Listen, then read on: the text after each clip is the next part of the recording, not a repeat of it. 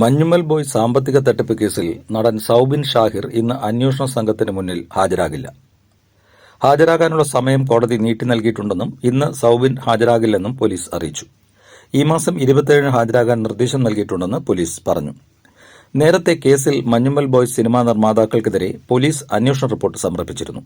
നിർമ്മാതാക്കൾ നടത്തിയത് മുൻകൂട്ടി ആസൂത്രണം ചെയ്ത തട്ടിപ്പാണെന്നും ഷൂട്ടിംഗ് തുടങ്ങുന്നതിന് മുൻപേ ആദ്യ ഷെഡ്യൂൾ പൂർത്തിയായെന്ന പരാതിക്കാരനെ പറഞ്ഞ് വിശ്വസിപ്പിച്ചുവെന്നുമാണ് പോലീസ് പറഞ്ഞത്.